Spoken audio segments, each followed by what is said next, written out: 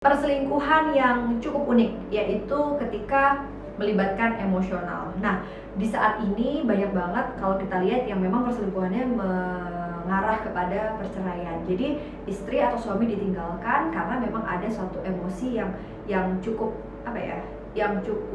besar gitu. Bahkan sampai kalau selingkuhannya ini bersama orang lain, dia tuh semacam cemburu dan semacam ingin memiliki. Jadi memang kalau menurut aku sih ini udah pada tahap harusnya divorce kalau udah sampai pada perselingkuhan level ini.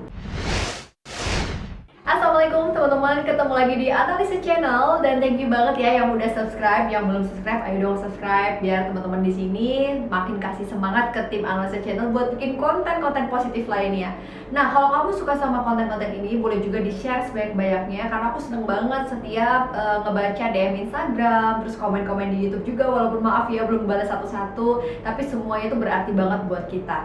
Nah, by the way, banyak banget yang request ngebahas tentang salah satu drakor yang kemarin kita bahas nih. Ada beberapa alasan kenapa pria berselingkuh dan alasan kenapa perempuan bisa berselingkuh. Tapi kali ini aku akan ngebahas lebih dalam lagi apa sih sebenarnya perselingkuhan itu, dan ternyata jenisnya banyak banget nih setelah aku riset ya, ini riset di ruangan konseling dan juga dari teori ya. Jadi begini teman-teman, perselingkuhan itu artinya adalah ketika sebuah komitmen dalam hubungan baik suami istri maupun sebelum suami istri, di mana salah satunya itu sudah mulai ada pengkhianatan, kebohongan, dan merasa bahwa rasa nyamannya itu tidak lagi diberikan oleh pasangannya. Jadi dia berusaha mencari kesenangan di luar hubungan yang sudah ada komitmen gitu. Jadi dia akhirnya berselingkuh.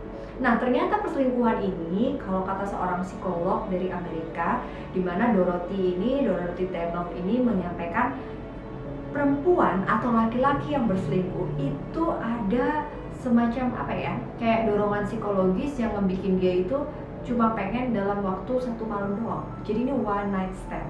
Bener nggak sih one night stand? Ya, ini artinya perempuan hanya dijadikan sebagai objek, atau mungkin bisa juga laki-lakinya dijadikan sebagai objek ketika pasangannya di rumah tidak bisa memberikan kepuasan secara seksual, sehingga akhirnya cinta itu hanya berakhir di satu malam aja. Sedih banget. Yang kedua adalah salah satu jenis perselingkuhan. Ini banyak banget ya. Perselingkuhan yang cukup sering dilakukan baik oleh perempuan dan juga laki-laki. Ini kalau katanya Dorothy Tennant menyebutkan bahwa pasangan yang tidak setia ini percaya bahwa mereka tuh telah jatuh cinta. Nah, jadi kalau udah jatuh cinta sama pasangannya di luar rumah, artinya ini ada semacam koneksi saling bergantung.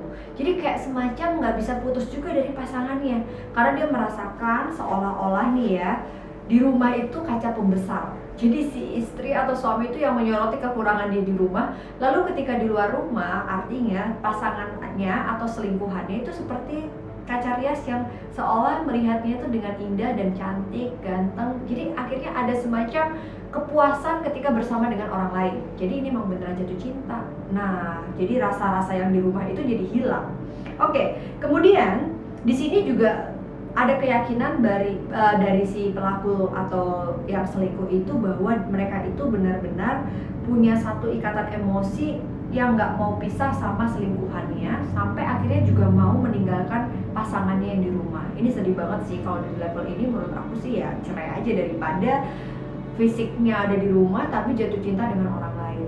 Ya tapi by the way itu masing-masing ya. Yang ketiga, adanya kecanduan seksual. Jadi ini aku juga pernah punya klien di mana dia tuh jatuh cintanya sama istrinya. Tapi karena istrinya mungkin dengan kondisi-kondisi tertentu yang tidak bisa memuaskan dia secara seksual, akhirnya dia cenderung mencari kepuasan di luar rumah.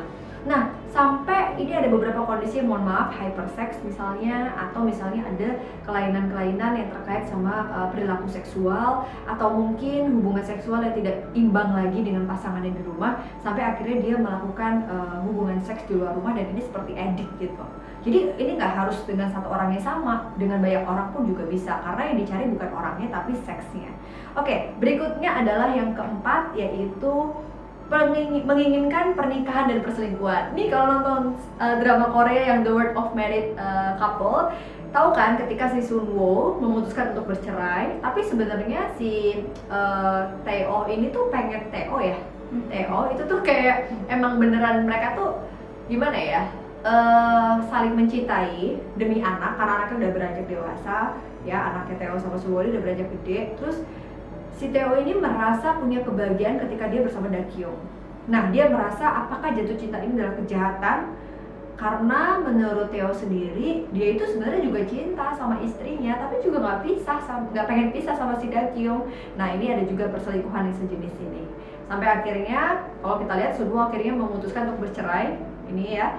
Terus kemudian Theo ini juga udah cerai, punya anak juga sama si Dakyung. Dan tetap nih ketika melihat si Sunwoo tuh juga tetap ada rasa gitu. Oh my god, ini nih bingung juga nih yang jenis ini. Kemudian yang berikutnya nih, perselingkuhan yang cukup unik, yaitu ketika melibatkan emosional. Nah, di saat ini banyak banget kalau kita lihat yang memang perselingkuhannya mengarah kepada perceraian. Jadi istri atau suami ditinggalkan karena memang ada suatu emosi yang cukup yang cukup besar gitu. Bahkan sampai kalau selingkuhannya ini bersama orang lain, dia tuh semacam cemburu dan semacam ingin memiliki. Jadi memang kalau menurut aku sih ini udah pada tahap harusnya divorce kalau udah sampai pada perselingkuhan level ini.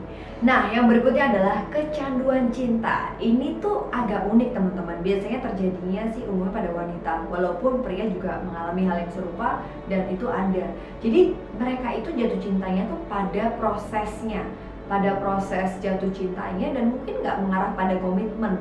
Jadi beneran kayak terobsesi, tergila-gila ketika dikasih bunga, ketika kita ditraktir, ketika kita disanjung, dan bahkan cenderung berulang kali gitu. Jadi kayak kalau misalnya naksir sama orang nih, naksirnya tuh pada proses jatuh cintanya, dan kayak bisa aja dia tuh mengalami kecanduan cinta ini gak cuma pada satu pasangan, tapi pada pasangan yang lain, Intinya perempuan ini haus akan cinta dan juga perhatian.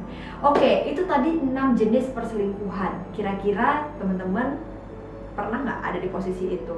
Kalau iya, kenapa sih alasannya? Aku pengen tahu nih.